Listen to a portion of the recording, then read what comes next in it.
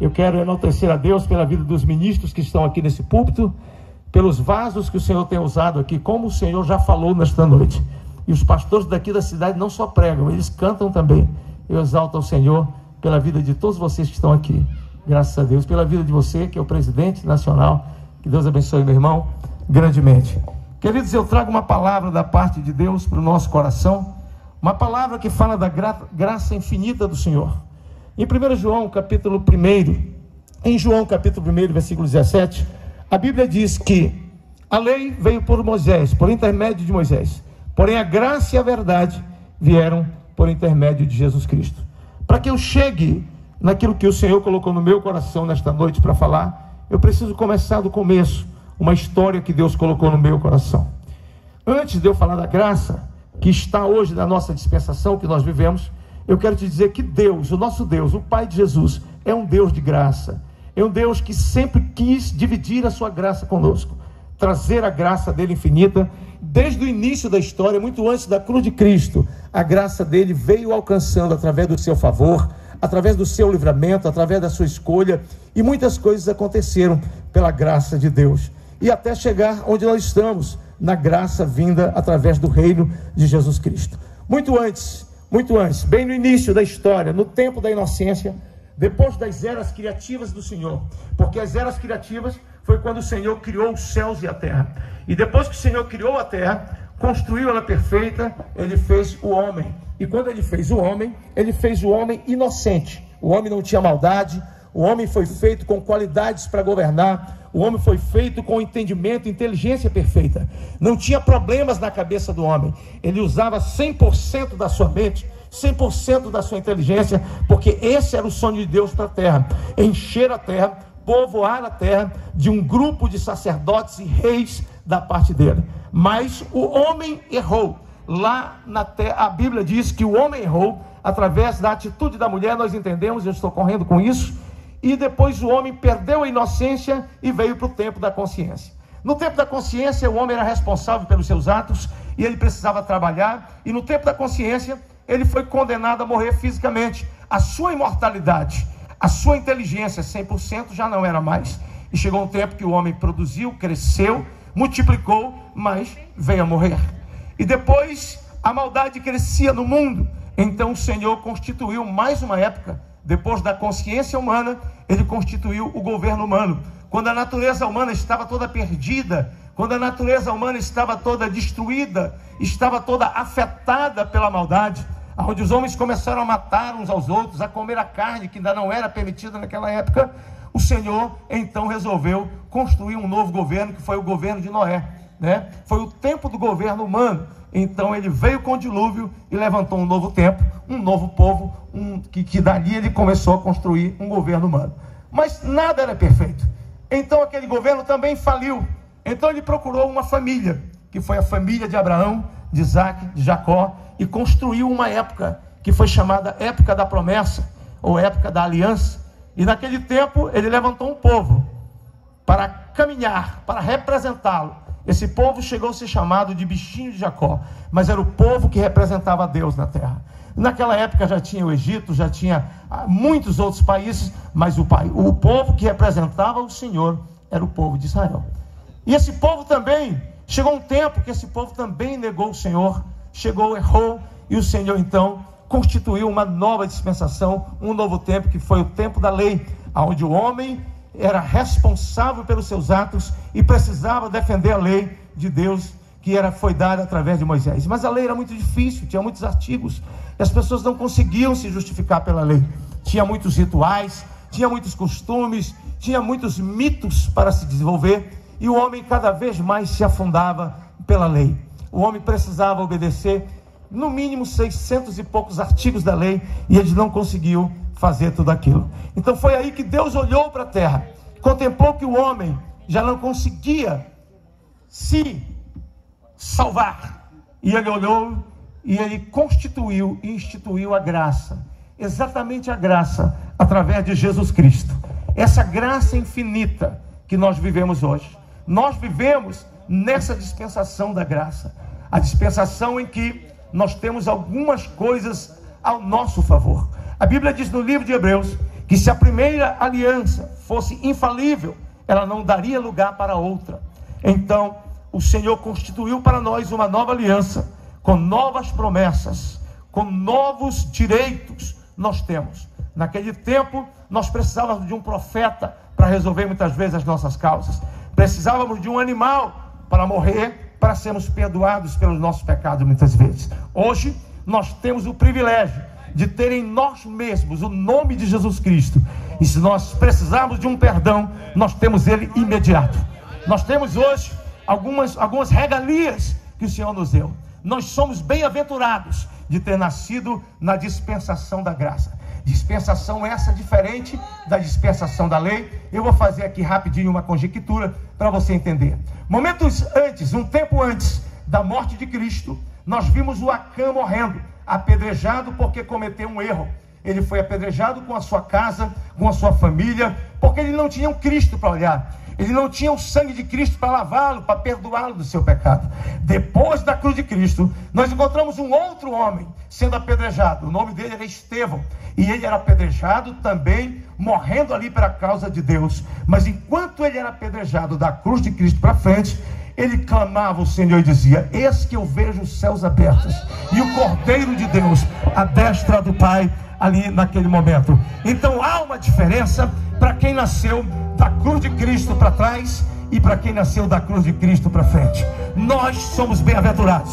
Só quem é bem-aventurado põe a mão para cima aí. Você está debaixo da graça infinita, debaixo da graça do Senhor. Aleluia! E exatamente aqui que eu quero falar nesta noite.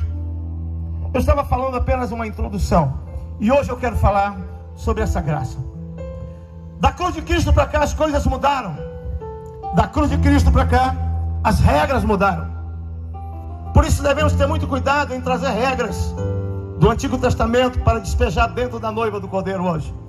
Há uma responsabilidade nisso para todos nós que somos ministros e servos do Senhor. Jesus, ele morreu para mudar algumas coisas, algumas regras na terra, debaixo da terra e acima no céu. Se tornou digno, único, de abrir os livros. Fez promessas, cumpriu promessas, e algumas ainda vai cumprir, porque certamente ele virá. No tempo da graça, nós temos algumas coisas incríveis, e eu quero falar pelo menos 3 delas. A primeira graça que eu gosto, que alegra o meu coração, a primeira mensagem da graça é a mensagem do Calvário. Foi exatamente no Calvário que a graça foi se inaugurando. O Calvário foi quando Jesus foi até lá. Por que Jesus precisou morrer por nós? Porque nós tínhamos uma dívida que nós não conseguíamos pagar por obra nenhuma. Os animais que eram prescritos pela lei mosaica já não eram suficientes para pagar os pecados da humanidade. O homem, no tempo desses rituais, pecava, levava o animal para aspergir no propiciatório, mas já saía do templo pecando novamente e acumulava os seus pecados e não conseguia ter a salvação. Jesus foi até a cruz do Calvário para cravar sobre ela uma cédula que era contra nós, uma cédula que nos condenava. Jesus foi lá para pagar de uma vez por todas o pecado do passado, do presente e do futuro das nossas vidas. Nós só precisamos crer nele, aceitar a ele, estar em dias com ele. Os nossos pecados são perdoados. Nós não somos infalíveis, nós somos falíveis. Nós falhamos, nós erramos, mas quando erramos, nós temos o nosso advogado Jesus e a nossa dívida é paga. Jesus foi na cruz do Calvário para vencer a morte, porque a morte era o salário do pecado. A morte era o salário do pecado e ainda é o salário do pecado. Mas só que quando Jesus morreu na cruz do Calvário, o dom gratuito de Deus foi a vida eterna. Quando Satanás vem até alguém e acusa-o de morte porque pecou, acusa-o de morte porque falhou, Jesus se apresenta na frente e diz: eu paguei a conta dele, paguei o pecado dele, portanto não é hora dele morrer, porque eu morri no lugar dele. A Bíblia é muito clara em dizer que Jesus venceu a morte. Por isso a palavra que eu li diz: onde está a morte, a tua vitória? A vitória na morte foi aniquilada na cruz do Calvário.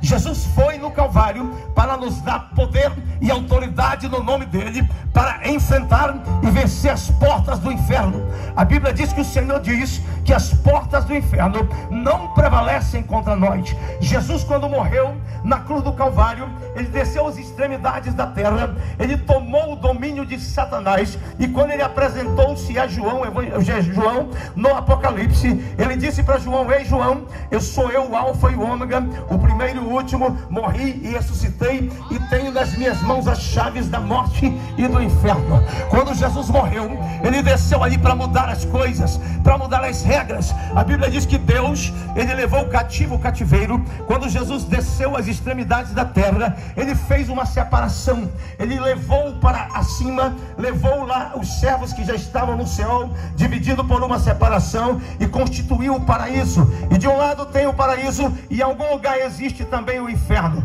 que não são lugares ainda destinados para a eternidade, são lugares como uma sala de espera, e daqui para frente você vai entender. Quando Jesus foi na cruz do Calvário, ele foi para vencer o diabo, para tirar o domínio dele. Naquela época o diabo andava pela terra, se andando por aí, mas o Senhor foi lá e pegou as chaves da própria casa do Satã e botou na mão dele. Agora quem manda lá embaixo também é o Senhor, quem manda na terra também é o Senhor, e quem manda lá no céu também é o Senhor. Crente que não se alegra com a doutrina do Calvário precisa aceitar Jesus de novo, irmão. É hora de entender que se não fosse o Calvário, nós estávamos condenados ainda. Aleluia! E a segunda mensagem que eu me alegro sobre a graça é a mensagem do Pentecostes. O que seria da igreja se não fosse o Pentecostes? O Pentecostes aconteceu ali no Atos 2, enquanto todos estavam ali orando, unânimes em oração, esperando a promessa do céu, quando de repente todos assentados receberam do Senhor o Espírito Santo como promessa, e o Espírito Santo desceu ali e encheu todos que estavam ali. A partir daquele momento, o Espírito Santo foi fazendo uma diferença muito grande na terra, uma diferença muito grande na igreja. Dons espirituais vieram até nós, autoridades vieram até nós, o poder veio até nós, através do Pentecostes. Muita coisa mudou na nossa vida. Veio uma unção para o nosso corpo. Até as juntas e as medulas são mexidas com o poder do Pentecostes. O Pentecostes, ele trouxe dons espirituais. O Pentecostes trouxe autoridade. Olhe para a sua mão aí. Você tem autoridade na sua mão, meu irmão. Você tem autoridade na sua história. Antigamente nós precisávamos de um anjo para mexer a água, pastores, para poder descer alguém ali para ser curado. Antigamente nós precisávamos de um profeta para poder curar da lepra. Hoje nós olhamos para a nossa mão, levantamos e dizemos: em nome do Senhor, Satanás, bate em retirada. Hoje nós temos o dom da cura. Hoje nós temos um milagre à nossa disposição. Não é preciso ir muito longe não, meu irmão, para receber milagre. Basta levantar a mão e saber que nós somos cheios da glória, cheios do poder de Deus. Aleluia. Esse é o Pentecostes. O Pentecostes, ele traz a dinâmica para a nossa vida. E o mais lindo do Pentecostes não são apenas os dons, porque os dons é de Deus para o homem, mas o lindo do Pentecostes são os frutos, porque os frutos é do homem para Deus. E quando eu estou falando de frutos, eu estou falando de um povo crente, lavado, cheio de Pentecostes, mas cheio de frutos. Eu não acredito num Pentecostes que fala em língua estranha, mas não manifesta o amor, que tem revelações, mas não consegue viver em união, que tem o poder de pregar com ousadia, mas não consegue ter mansidão. Porque os frutos do Espírito é paz, longanimidade. Esse é o verdadeiro Pentecoste. Aquele que a gente pula na igreja e continua alegre no meio da rua. Vai para casa cheio da glória do Senhor. Porque aquele Pentecoste que acaba depois do culto não vem Deus não, irmão. Aquele é fogo de bananeira. O Pentecoste, ele te muda por dentro e por fora. Muda os seus olhos, muda os seus ouvidos, muda a sua maneira de falar, de viver, de andar, de amar. O Pentecostes é uma das mensagens que eu mais amo da graça. Mas agora eu quero entrar no âmago desta mensagem. A terceira mensagem mais forte da graça é a mensagem do arrebatamento da igreja. A qualquer momento, queridos irmãos, a qualquer momento nós seremos arrebatados. você crendo ou não, você querendo ou não, nós seremos arrebatados. O ateu crendo ou não, nós seremos arrebatados. Aleluia, Deus. Glória. E o arrebatamento da igreja, eu não quero falar dos sinais, porque todos vocês já sabem. Fome, terremotos, rumores de guerra, são sinais do arrebatamento. Querendo ou não, vai acontecer. Estudando o mundo, nós entendemos que o mundo está configurado para receber um governo do anticristo. E o arrebatamento da igreja, ele a qualquer momento nós ouviremos um toque. E isso não é brincadeira, isso é Bíblia. E esse toque será o toque da última trombeta. Esse toque, ele vai ser ouvido nos céus, lá no paraíso, para quem morreu e está esperando o arrebatamento também. Lá no paraíso, estão esperando o arrebatamento para poder ressuscitarem. Aqui na terra, aqueles que estão preparados, talvez tenha alguém na UTI, está entubado, mas está preparado, ele ouvirá o toque. Talvez alguém nasceu surdo, mas ele vai ouvir o toque da trombeta, porque o toque não é físico, o toque é espiritual.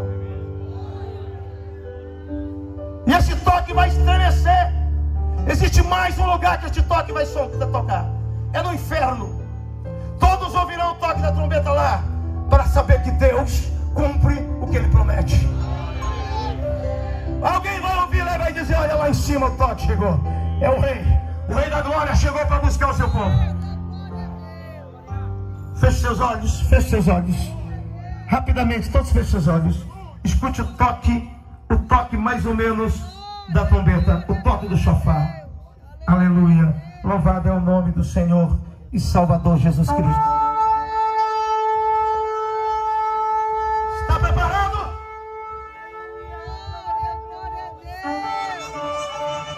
A qualquer momento a trombeta vai tocar. E os mortos subirão incorruptíveis. Os salvos serão transformados.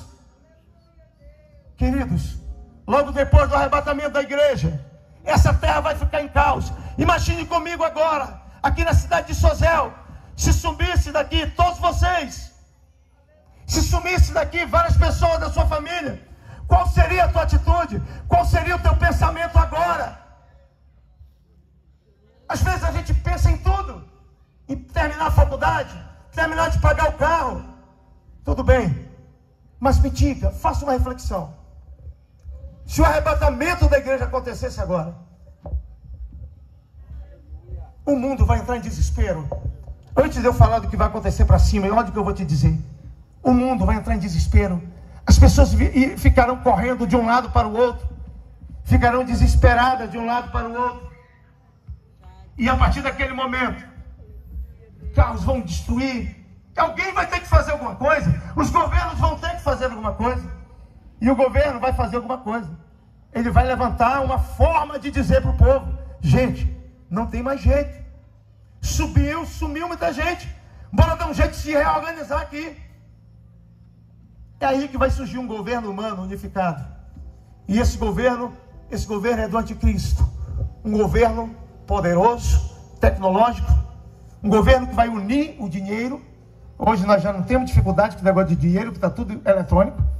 Um governo que vai usar a tecnologia. Um governo que vai unir as religiões. Um governo que vai lutar contra Cristo, que não vai querer saber daqueles que já foram. Um governo que vai unificar o padrão financeiro do mundo. E vai colocar quem tinha muito, vai pegar o que tinha pouco e vai ajudar, e todos vão ficar só numa classe social. Todos vão ficar bem. E Paulo diz: cuidado, quando ouvirem falar em paz e segurança, haverá repentina destruição. E durante uns 3 anos e meio, mais ou menos, esse povo vai ficar meio que equilibrado. Mas depois de um tempo, esse líder vai querer um pouco mais. Ele não vai querer apenas ser reconhecido como um grande líder que resolveu o problema da humanidade. Ele vai querer ser agora obedecido como um Deus. Ele vai querer ser adorado. Ele vai querer ser reverenciado. É aí que as pessoas que que muitas vezes assistiram um culto como esse, mas continuaram a brincar, vão lembrar que ele é o anticristo.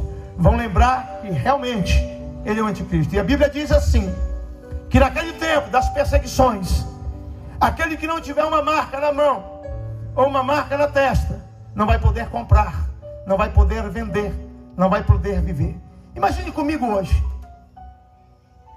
se tudo reduzisse a um chip, eu não vou dizer que a marca é um chip, sem um cartão magnético, se você não tiver dinheiro físico, você não consegue comprar, você não consegue negociar.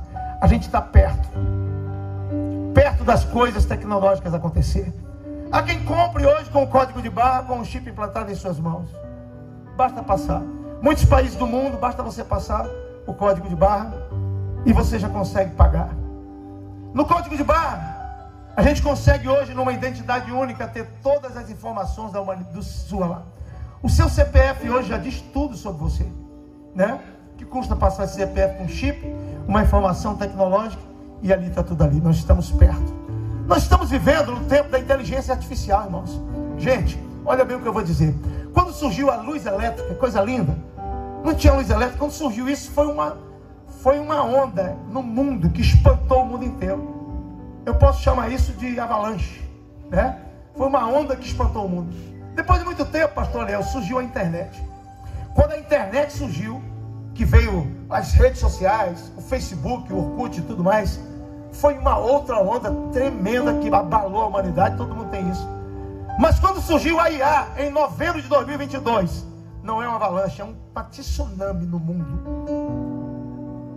A IA é a inteligência artificial inteligente, que ela pensa por si só e decide coisas. Se nós usarmos ela com sabedoria, vai ser muito bom para a medicina, para o trabalho, para a agricultura. Mas se nós não entendermos, ela te domina, ela te prende, ela te mata, ela te destrói.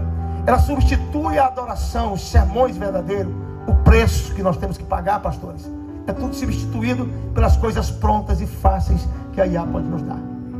O arrebatamento da igreja, naquele tempo o anticristo vai correr atrás. Muitas pessoas vão dizer, ei, eu lembro que os pastores diziam que chegaria esse tempo. Então nós não vamos aceitar esta marca, porque esta é a marca do anticristo. E eles vão correr para todo lado, vão correr, vão fugir, vão para meio dos matos, vão para meio dos mares, e o anticristo vai começar a perseguir. Eu estou passando muito rápido por cima disso. Vão começar a persegui-los, e vai demorar 7 anos.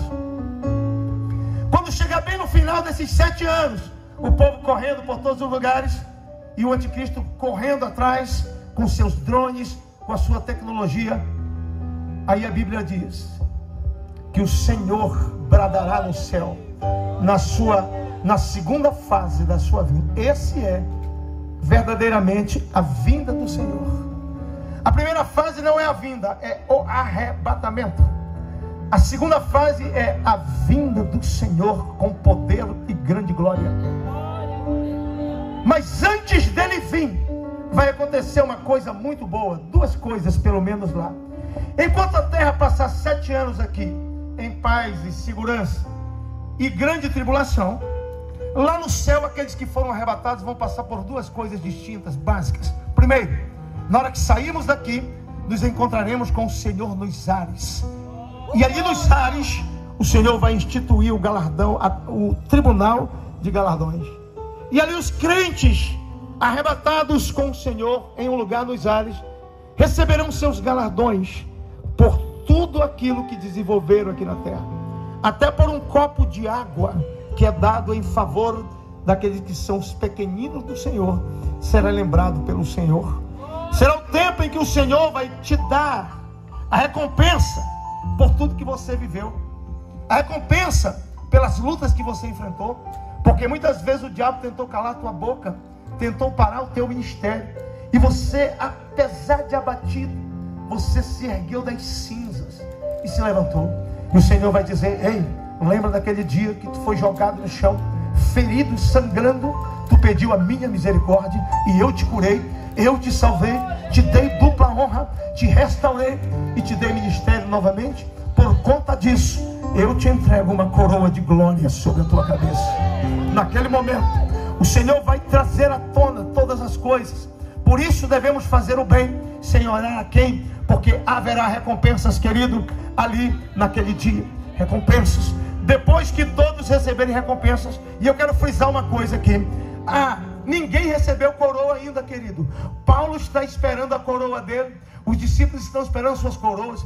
Todos que morreram, que estão no paraíso, esperando o toque da trombeta, estão ali esperando, vão receber a sua coroa junto com a gente. Nós seremos coroados ali. Tem coroa de glória, tem coroa de justiça, tem a coroa das coroas. Depois eu vou lhe falar. Vai ser muito poderoso o que vai acontecer ali.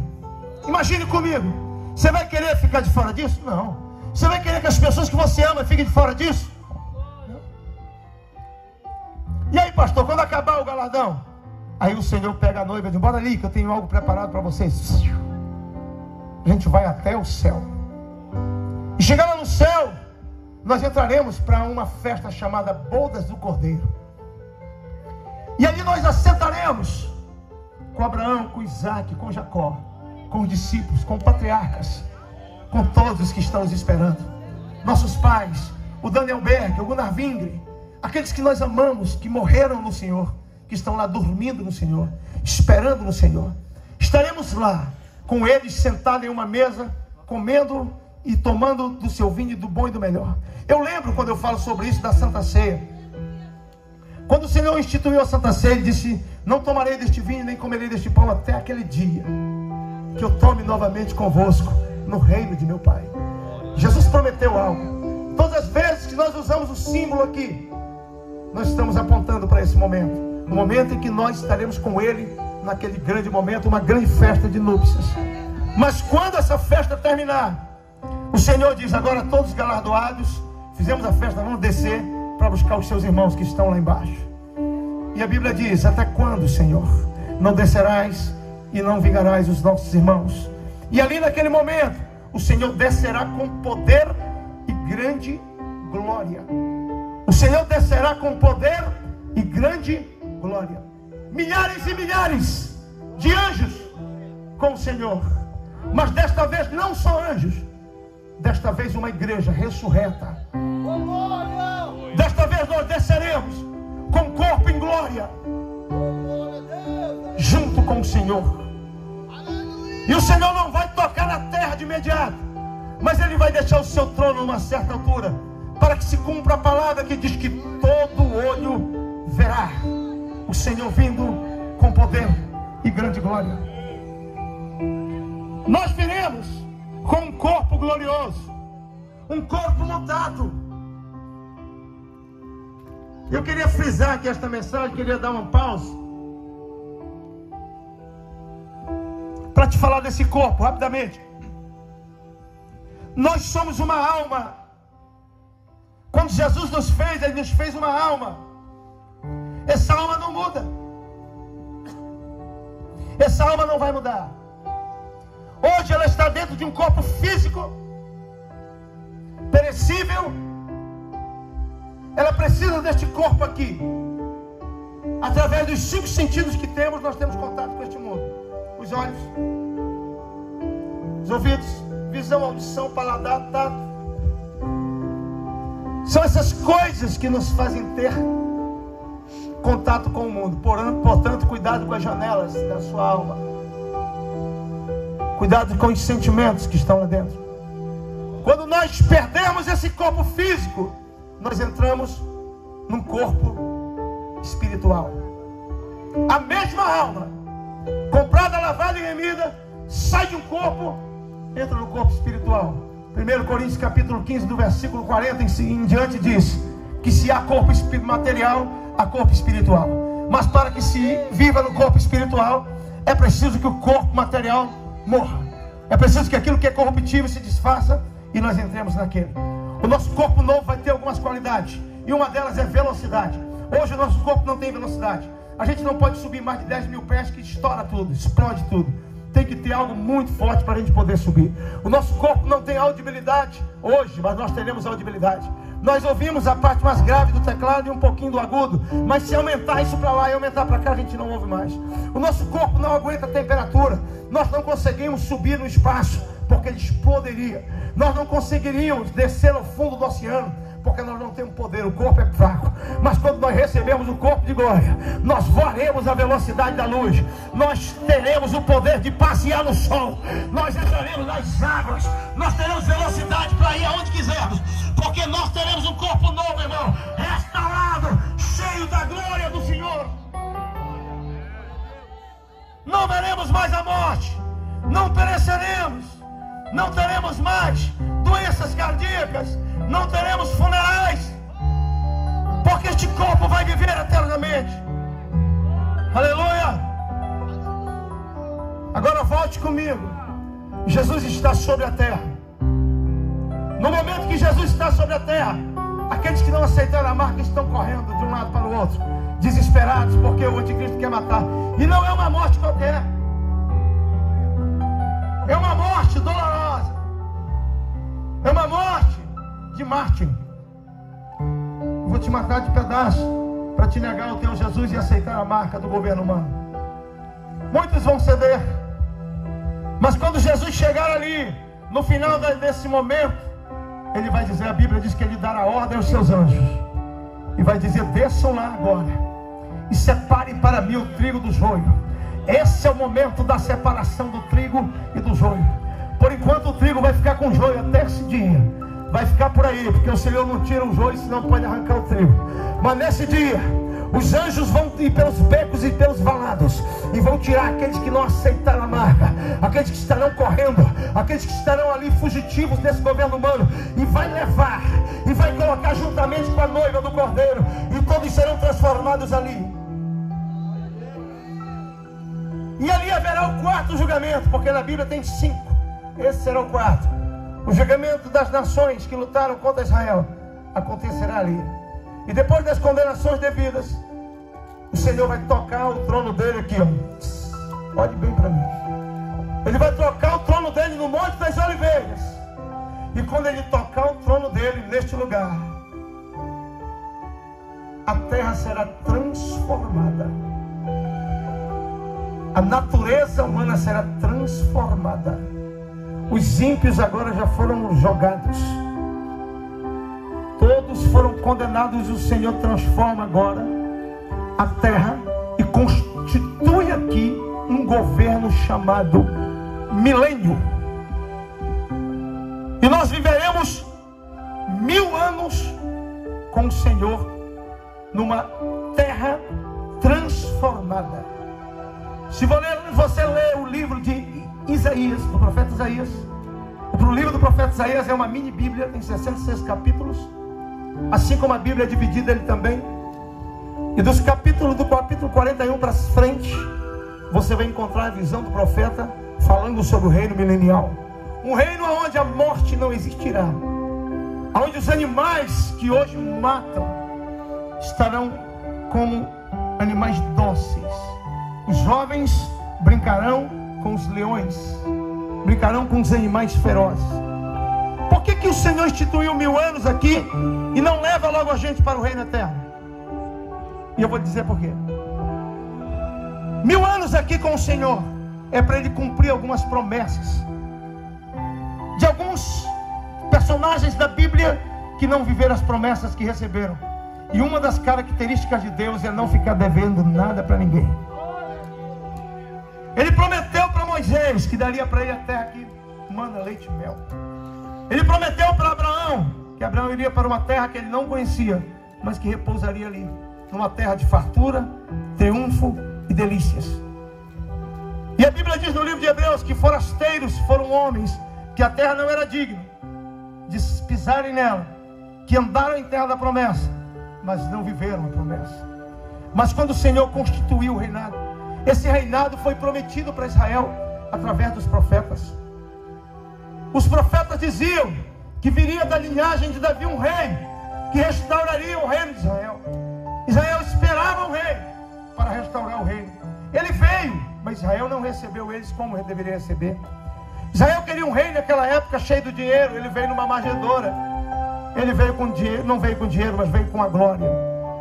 Mas agora ele vem para restaurar o povo de Israel, para cumprir as promessas e viver 1000 anos, para mostrar como seria o sonho do paraíso na época de Abraão. Era esse o sonho sonho de Deus, quando Ele colocou Adão e Eva aqui, constituir um reino perfeito, de natureza, de vida longa, de inteligência, de reis e de sacerdotes. Tem uma característica linda: o Senhor vai colocar a adoração em Jerusalém, e de tempos em tempos nós iremos lá em Jerusalém e nos curvaremos diante do Cordeiro e adoraremos a Ele como Ele é. Naquele tempo nós não precisaremos nem do pão e nem do vinho, porque simboliza o corpo e o sangue, porque nós teremos o corpo presente de Jesus na nossa vida. Você está preparado para olhar para Jesus?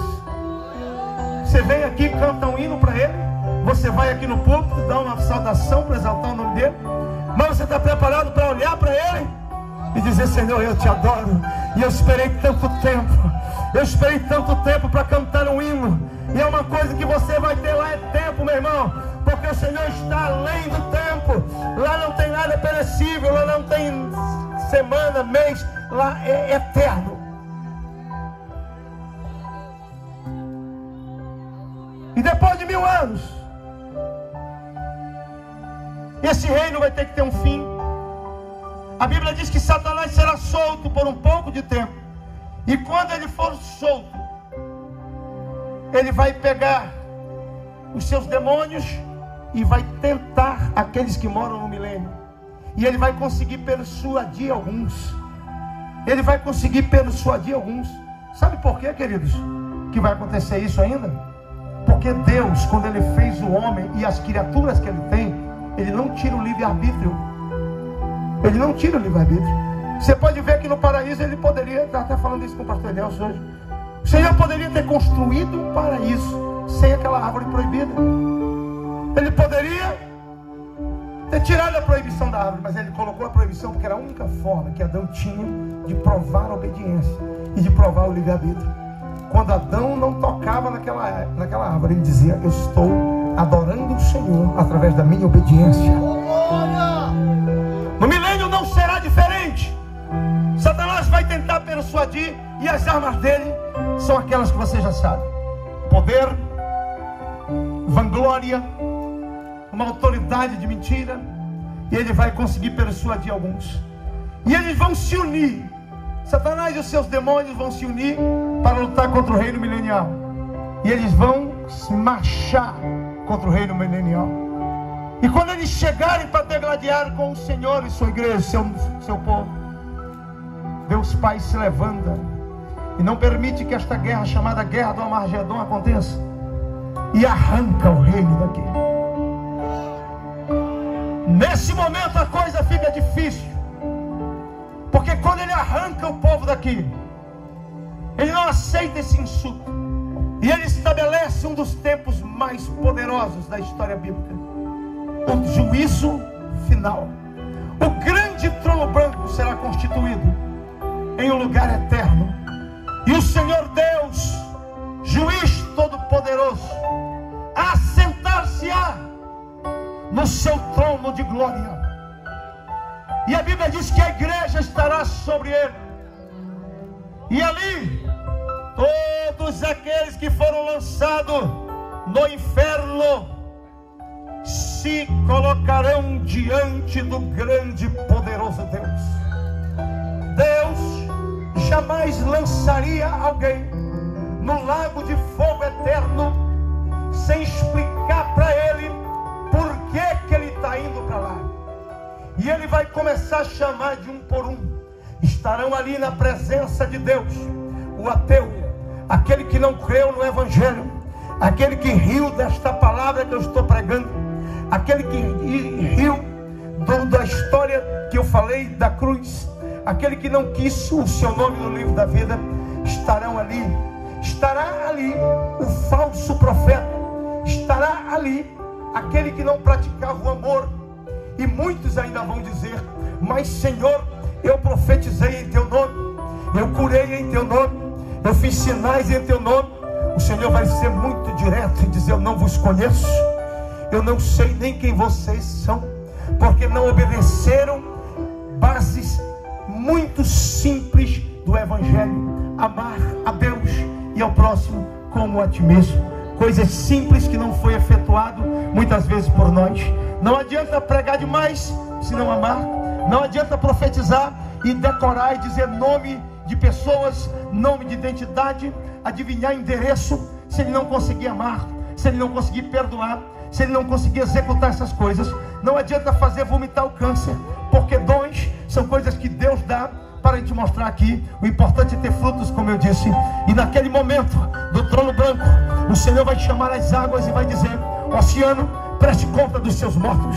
Rio Amazonas, preste conta dos seus mortos.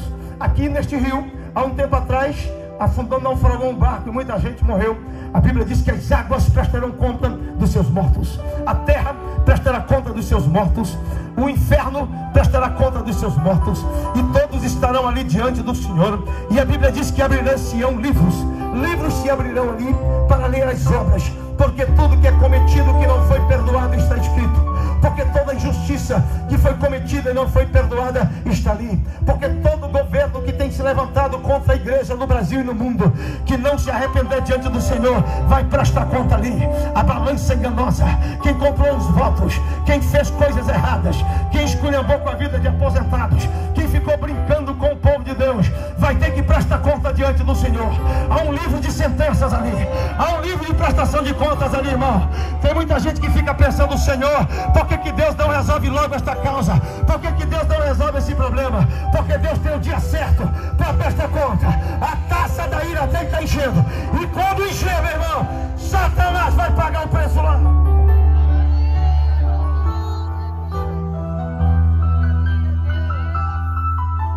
Os anjos que se rebelaram contra o Senhor serão julgados. Anjos que se rebelaram contra o Senhor serão julgados.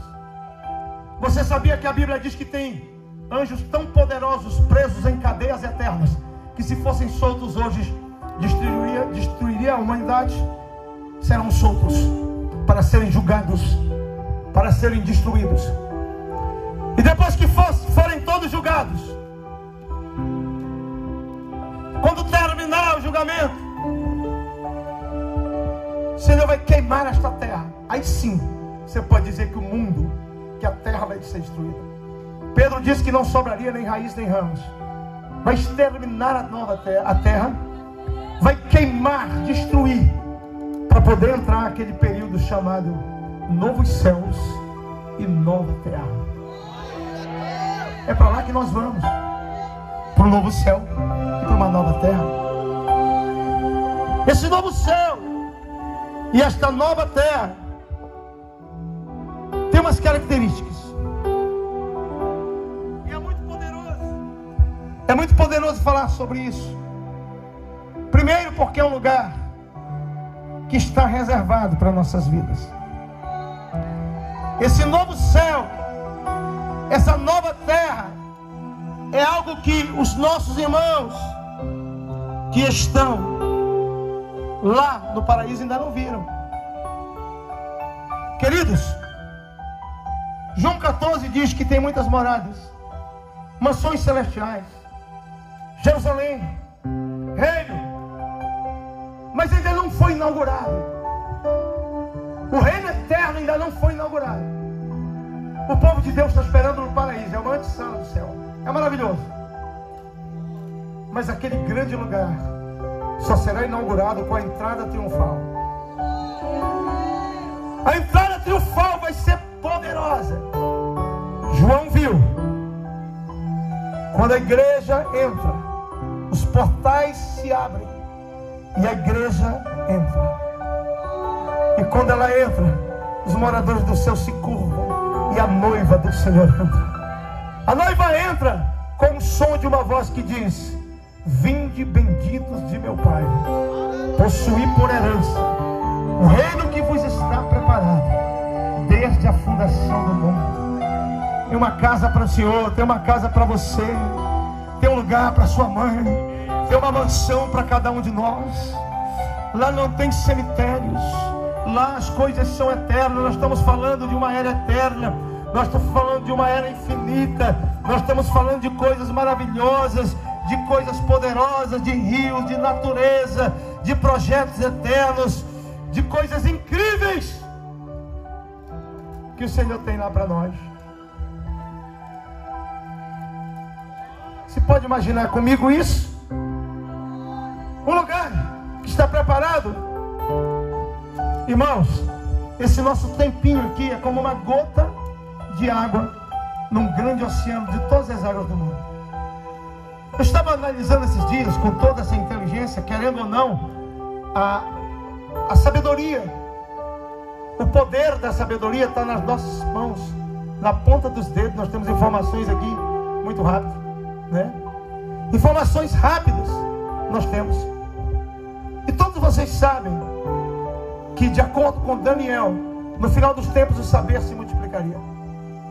Lançaram um telescópio muito poderoso alguns anos atrás, muitos anos, e ele conseguiu detectar coisas incríveis no universo, distâncias inconcebíveis para a nossa mente, porque a velocidade da luz é uma coisa muito rápida.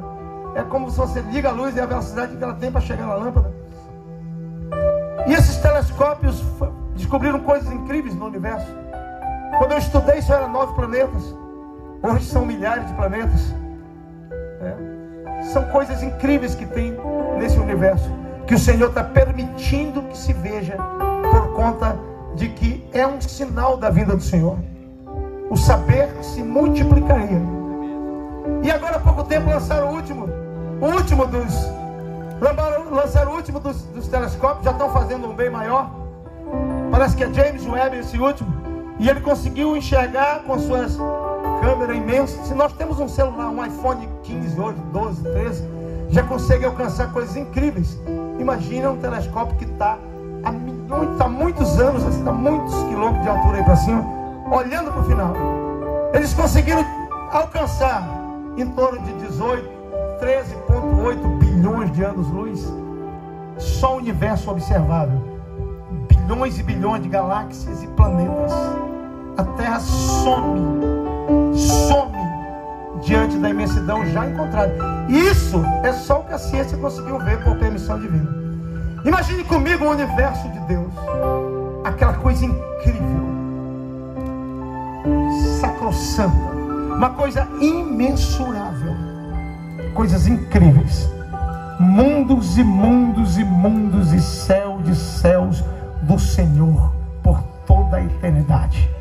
E nós com o Senhor, com uma velocidade, com um corpo ressurreto, morando numa mansão celestial. Já passou a terra, já passou o céu, já passou o inferno, já passou o diabo, e o lago de fogo já foi para o lugar dele. Nós já passamos de todas as etapas. Agora nós estamos nas moradas eternas. Agora nós estamos nas eras eternas. Nós estamos com Deus. Antigamente alguém dizia que a gente ia ficar lá só santo, santo, santo, santo, santo, e verdadeiramente vai ter lugar para isso. Mas não será só isso. O céu é um lugar de delícias, o céu é um lugar de novidades, o céu é um lugar de vitórias, o céu é um lugar de coisas novas, o céu é um lugar de coisas incríveis. Teve um pastor que leu aqui uma palavra hoje que eu estava pedindo ao Senhor, e ele leu. Aquele ali disse que Jesus falou que o meu Pai trabalha. Aquele ali disse que o que não veio para o olho, nem para os ouvidos, e não veio ao coração do homem, foi aquilo que Jesus preparou. O Senhor preparou para aqueles que o amam. Deixa eu te dizer uma coisa, irmão. Eu vou usar esses 2 versículos aqui para te dizer uma coisa. O Senhor é Deus de construção. O Senhor é Deus de detalhista. Quando Ele mandou construir a arca, Ele mandou fazer pedacinho por pedacinho, do jeito que Ele queria. Quando Ele mandou fazer o tabernáculo, até a cor da cortina, Ele disse como queria. Era linho, era fio de ouro, era do jeito que Ele queria. Deus é detalhista. Ele é detalhista. Quando Ele instituiu as festas de Israel, Ele falava até do tempero da comida que era para os israelitas comer. Ele falava qual era a carne, qual era o momento, qual era o dia, qual era a lua, qual era a hora que era para dizer. Ele instituiu uma festa em Jerusalém, em Israel, chamada festa de jubileus. Naquela festa, todo que devia era totalmente sanado, todo escravo era solto. Quem devia, a sua conta era paga. Deus é detalhista. Deus trabalha, Deus constrói. Eu não acredito que Deus vai pegar esses bilhões e bilhões e bilhões de pessoas e jogar em cima de uma nuvem e dizer: deita aí. Não é assim não, meu irmão. Está cheio de coisa lá para a gente fazer. Está cheio de coisa para a gente experimentar. Aquilo que não vê aos meus olhos, aquilo que não vê aos meus ouvidos, aquilo que não subiu ao coração, é o que o Senhor preparou para aqueles que amam a Ele. Fique de pé, escute que ainda não terminou não.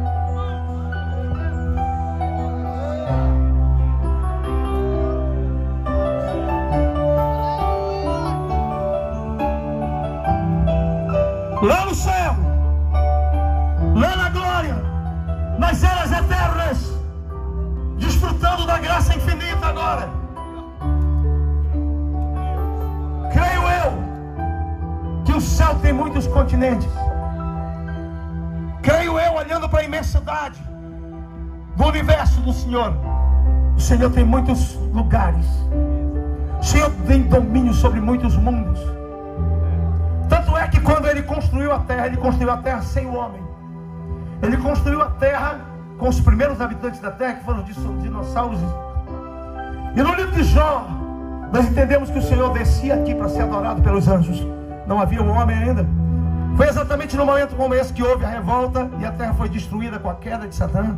E depois o Senhor, depois de muitos tempos da era glacial, reconstruiu a terra e colocou o homem no meio.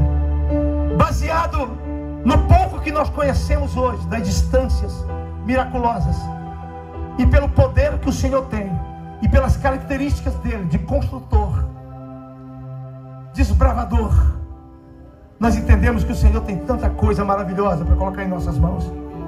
Nós receberemos lá autoridade, seremos coluna no seu reinado. A Bíblia diz que o reino eterno, ele tem uma característica coligada com a característica daqui do mundo. As coisas materiais são sombra das coisas espirituais. Se eu me alegro nas cataratas do Iguaçu, por que eu não me alegro muito mais no céu? Se eu me alegro com as maravilhas da terra, o que eu não vou ver no céu? Se eu consigo andar num avião internacional e rapidamente eu estou no Japão, como é que eu não vou me alegrar sentado numa carruagem de glória e fogo, irmão? Se eu consigo olhar para um rio lindo, cristalino na terra, como eu não vou me alegrar olhando para um rio de cristal que sai do próprio trono de Deus? Irmãos, o céu tem carruagem, o céu tem guerreiro, o céu tem carros de fogo, o céu tem água que cura, o céu tem jardim. Agora eu vou muito mais. É muita gente, irmão. É bilhões e bilhões e bilhões e bilhões. Tem muito continente, tem muito céu. Lá tem a tribo de Davi, lá tem a tribo de Manassés, lá tem a tribo do Ariels, lá tem os músicos que tocam, lá tem levitas, lá tem guerreiros, lá tem construtores, lá tem pregadores, lá tem curadores, tem pessoas que amam, tem pessoas que têm o poder da cura. Se no céu não tivesse a essência da cura, pode não ter a doença, mas a essência da cura tem, porque ela tem uma árvore que a Bíblia diz em Apocalipse que ela é para a cura das nações. Escute bem o que eu vou lhe dizer. Tem muita coisa que o olho não viu, o ouvido não viu, que são as coisas que Deus preparou para aqueles que amam Ele. Imagine você numa caravana saindo. Pastor Eliezer, você é comandante de uma caravana de 5 milhões de pessoas. Você está destinado a levar eles naquele continente. Aquele continente daí não foi inaugurado, pastor. Você vai comandar, eu quero que seja inaugurado e lá seja constituído. Eu quero um altar de adoração lá, porque quando estiver pronto eu vou lá inaugurar. Deus tem coisas tremendas para a nossa vida. Deus trabalha, Deus constrói. Aquilo que não subiu para cá, nem para cá e nem para cá, são coisas que Deus tem para nós. Surpresas, coisas maravilhosas.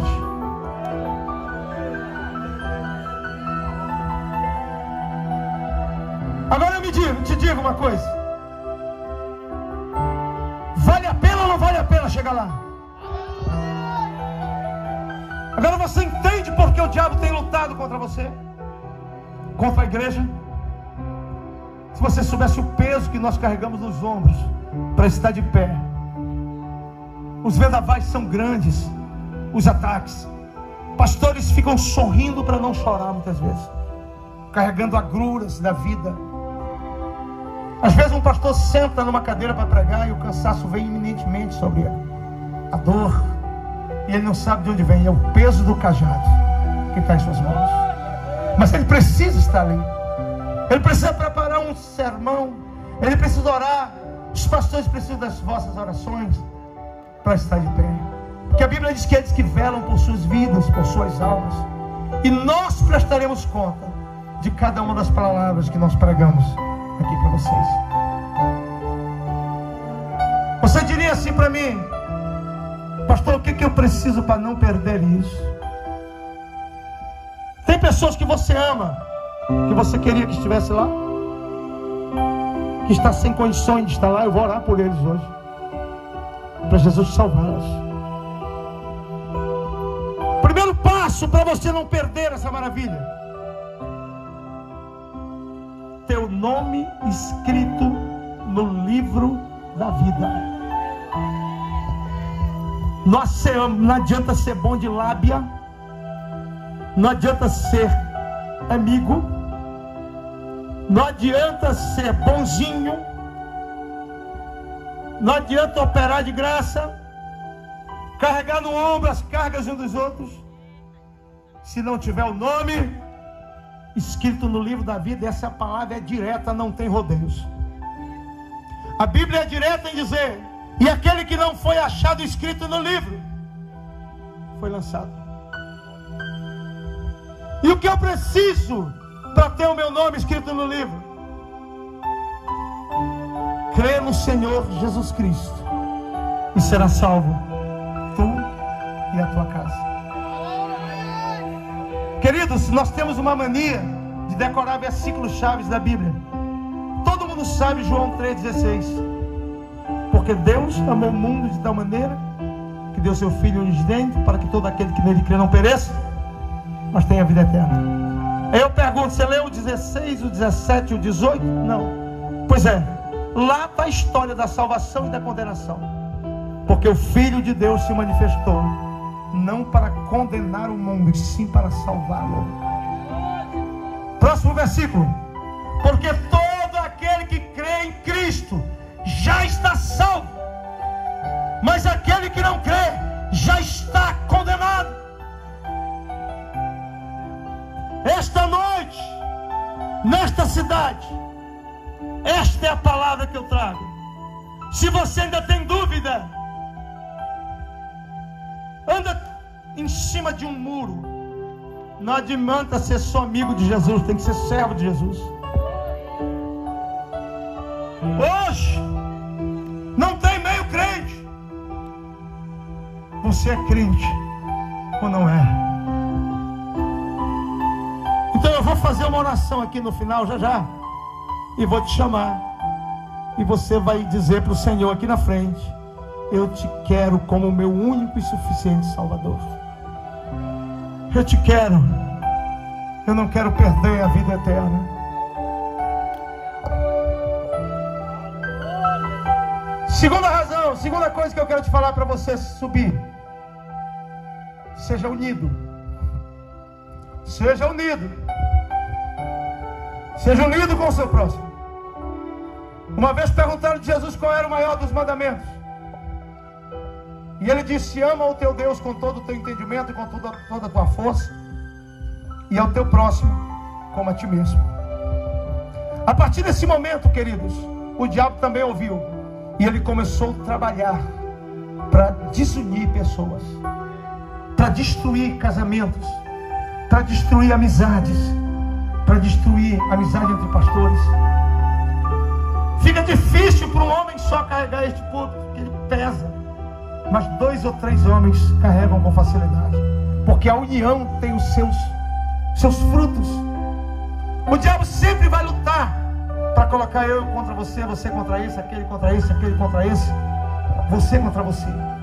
Porque uma igreja desunida, ela é uma igreja fraca. Aqui não tem melhores, nós somos todos do mesmo nível. Nós somos um povo unido. E toda vez que o diabo se levantar para tentar falar mal de alguém do seu lado, diga: ele é meu irmão, eu amo ele como eu amo a Deus.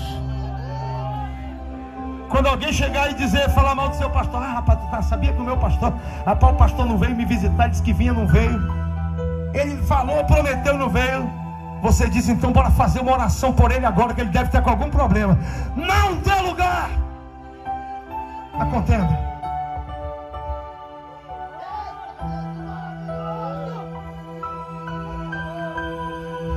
Meus irmãos, tem coisas que são costumes humanos, que não mudam o que Jesus fez na cruz. Eu vou falar pelo menos 2 ou 3. Pastor, na minha igreja não bate palma, amém? Na minha bate, amém? Bateu ou não bater, não desfaz o que Jesus fez na igreja, na cruz do Calvário. Na minha igreja só prega de paletó, mas na minha não. Um paletó não muda o que Jesus fez lá na cruz do Calvário. Ah, porque a minha veio com uma calça comprida, a outra veio de saia. Não tem problema, irmão. Isso não muda o que Jesus fez na cruz do Calvário. Nós não somos conhecidos por nossas diferenças. Nós somos conhecidos pelas nossas semelhanças. Nós adoramos um só Senhor. Tem gente que gosta de adorar o Senhor no domingo e outro no sábado. Não tem problema, irmão. Jesus é adorado na segunda, na terça, na quarta, na quinta, na sexta, no sábado. Não tenha problema com ninguém por isso. Não tenha problema com ninguém por isso. Porque nós não vamos nos desunir por causa de um paletó, por causa de uma palma, por causa de um dia da semana. Porque lá no céu nós somos um povo apenas. Levanta a mão para cima que eu vou profetizar uma unção de união. Ei, uma unção de união descendo sobre as igrejas. Sobre as igrejas de senador José Porfírio. Toda desunião cai por terra. A união sobre as igrejas, a união sobre os departamentos, a união sobre esta cidade, a união sobre o nome do Senhor neste lugar. Satanás bate em retirada e o nome do Senhor seja glorificado. Recebe esta unção na tua igreja, lá no teu corpo administrativo, lá com os teus obreiros, pelo poder do nome de Jesus, pelo poder do nome de Jesus, pelo poder do sangue de Jesus, pelo poder do Senhor, pelo poder do Senhor, pelo poder do Senhor. Já vou orar.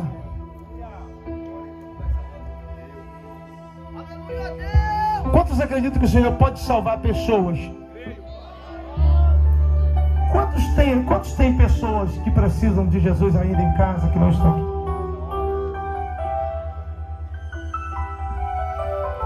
Eu sempre conto isso, pastores. Rapidinho, eu vou contar pra gente orar, tá?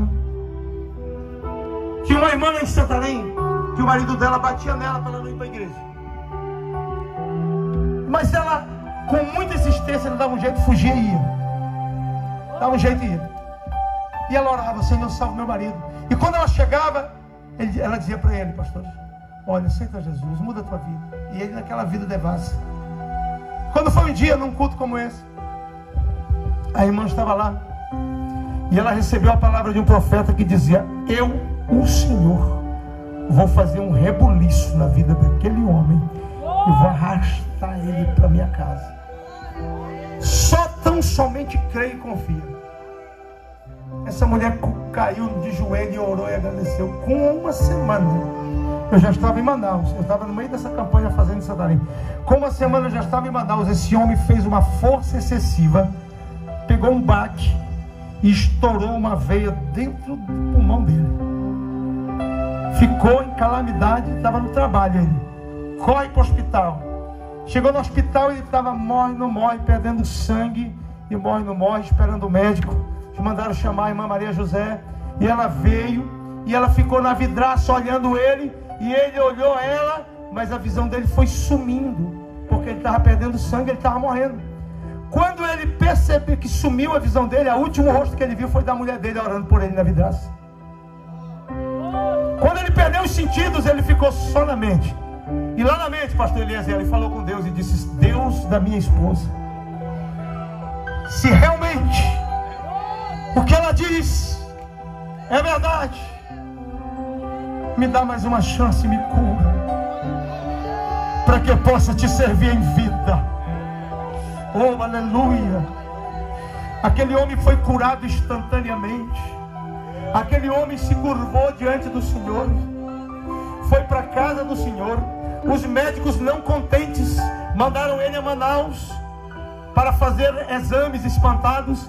E ele foi a Manaus. A primeira coisa que ele foi entrar na minha igreja. Meio-dia eu estava numa campanha de oração, com mais ou menos um tanto desse de pessoas na campanha, orando. Quando eu vi, ele entrou com uma Bíblia embaixo do braço, com a irmã Maria José. Eu olhei aquilo e disse: Senhor, tu é fiel, tu é poderoso. E ele veio e contou o testemunho, irmão. Não é impossível para Deus. Quem tem pessoas em casa que precisa de Jesus, vem aqui na frente que eu vou orar por você. E Jesus vai fazer um rebuliço. E o ano que vem ele vai estar aqui no aniversário da igreja. Esta é a prova que eu estou fazendo, meu Senhor. Ano que vem ele estará aqui no aniversário da igreja.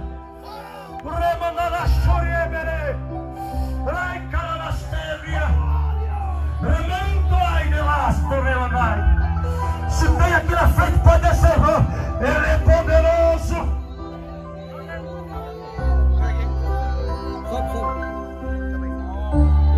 Aleluia.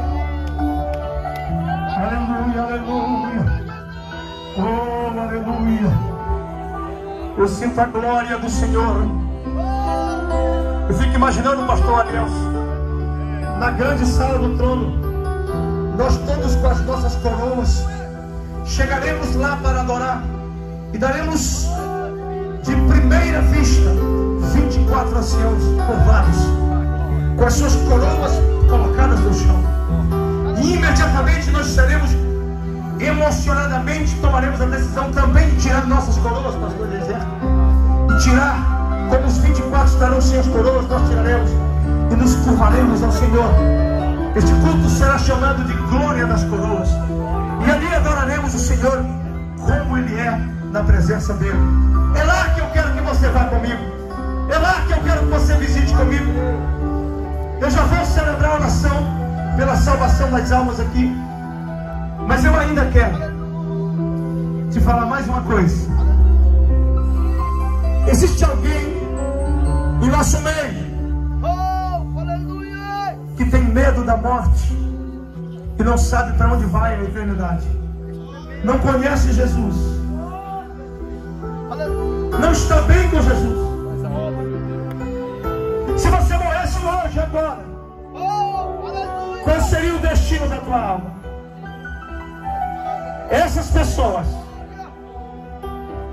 eu quero te convidar a ter Jesus como Senhor da sua vida. Se tiver alguém assim, eu quero que daí onde você está, vamos fechar os olhos. Lá onde você está, você põe a mão no seu coração. Os demais tiram, Só aqueles que vão renovar a sua aliança, só aqueles que vão se reconciliar com o Senhor, ou só aquele que quer entregar na sua vida a Jesus. Não precisa nem vir aqui à frente. Lá onde você está, coloque a mão no seu coração. Eu vou orar. Enquanto eu vou orar, eu vou colocar um negócio para tocar aqui. Vocês cantem comigo esse hino aqui, tá bom? Em nome de Jesus. Se tem alguém em nosso meio que quer se entregar a Jesus durante esse hino, coloque a mão no seu coração. E aquele coral lindo que cantou ainda há pouco, começa a cantar esse hino comigo. Vai, coloca aí. Olha o toque do chafão. Fecha os olhos. Eu vou apresentar o Senhor às almas. Enquanto esse hino vai tocar, correntes serão quebradas, vícios serão libertos, demônios baterão e retirados, barreiras cairão, rebuliços acontecerão.